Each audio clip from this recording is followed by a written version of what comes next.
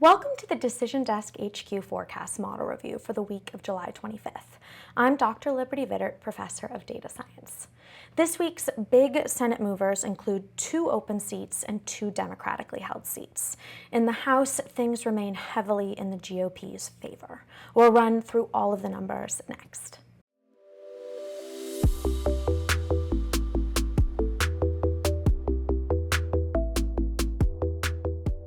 So let's get right to the numbers. In the Senate, Democrats still have a 54% chance at retaining the majority. That's a pretty good chance, but still a lot can happen, especially in this sort of national environment that we're seeing lean Republican. Our median seat projection is a 50-50 split, which means that Vice President Kamala Harris would still have the deciding vote. The 3 key toss-up states remain the same as well. We have Pennsylvania, Nevada, and Georgia. That was my favorite. It's not too much of a surprise that there hasn't been any change this week. Our first run factored in pretty much all of the Q2 FEC report, so how much money each one of these politicians is raising, and still not much polling is being done, so it's pretty similar. But we do have one fairly big mover this week, and that's the Ohio Senate race. So the Ohio Senate race is an open seat that's currently held by retiring Republican Rob Portman. I tried to think of something interesting to say with Rob Portman, but the word interesting and Rob Portman don't exactly go together, at least how I meant interesting, nothing against Rob Portman. But anyway, it's now Republican Trump hater turned MAGA crusader, yes, I did rhyme that, J.D. Vance versus Democratic Congressman Tim Ryan, who is really touting his blue-collar bona fides and running a great Democratic campaign for a highly conservative state, really sort of pushing his with the Republicans aspect of crime and things like that. So our win percentage for Vance is 72.7%, which is down 5% since our launch last week. And that's due in large part to Ryan's fundraising advantage. In Q2, Ryan raised $9 million compared to Vance's just $2 million, which is huge in a state like Ohio.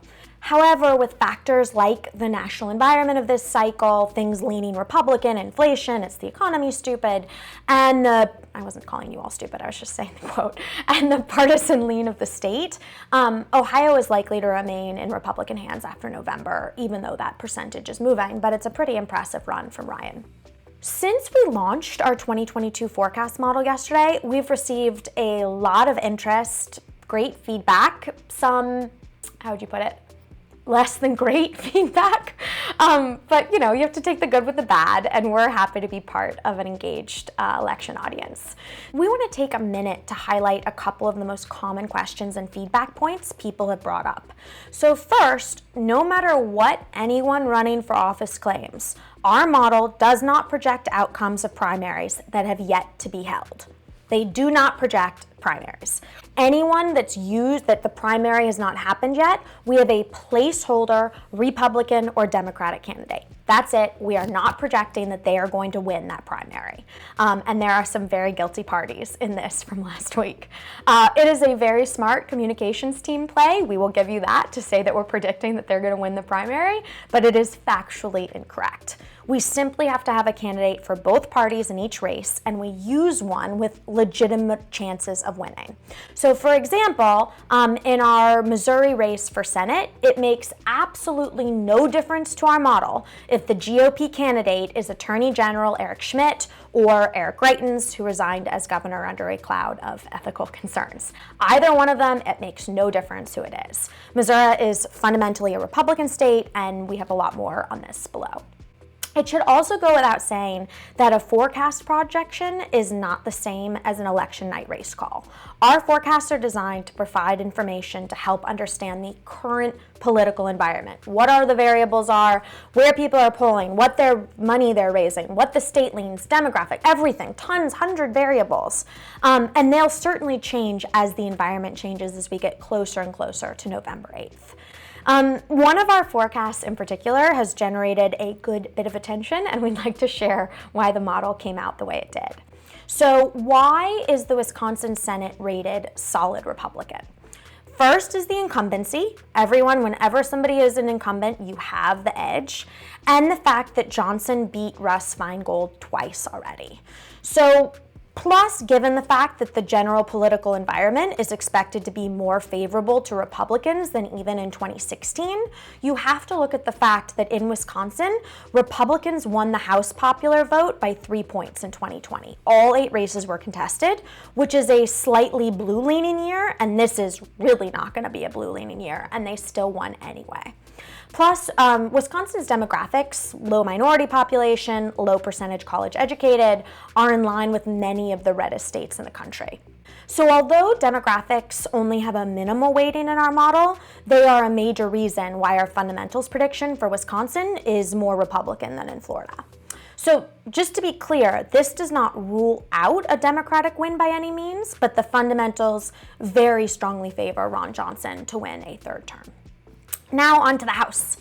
Not much has changed overall here either. Republicans are still overwhelmingly the favorites to take the majority. It's an 88% chance that they are going to take the majority in the House this year. The mean seat projection remains 235 Republicans to 200 Democrats. I have to do some quick addition and subtraction there.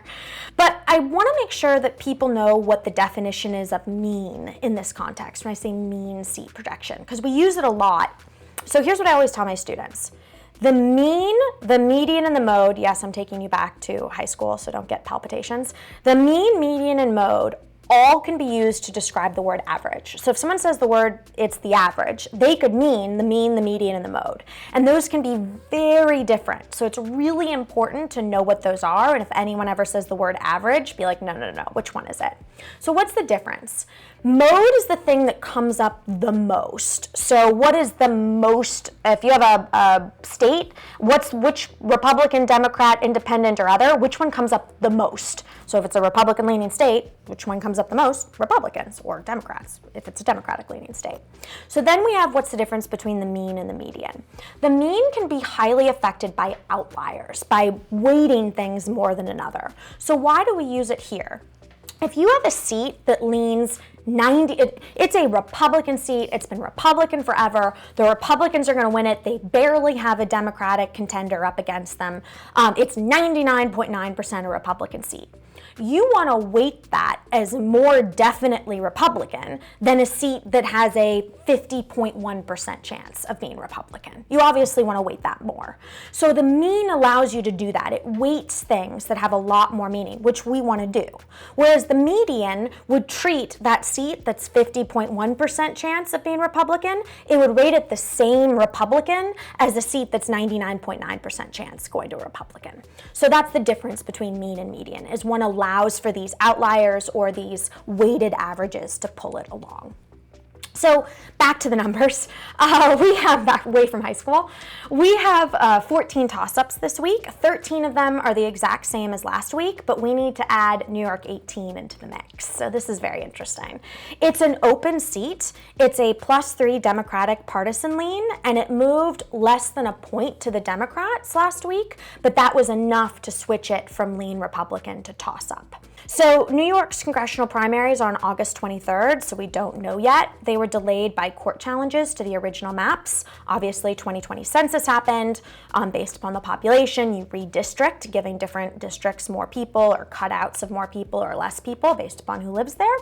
And what's really interesting about this is that Sean Patrick Maloney, the chairman of the Democratic Congressional Campaign Committee, the one who's responsible for getting Democrats elected, bailed on New York 18, on running in New York 18 after the redistricting, because he decided it was too much of a toss-up. It was too likely that it could go Republican, and decided to go after a sitting Democratic member seat, ostensibly someone that he's supposed to be helping get reelected.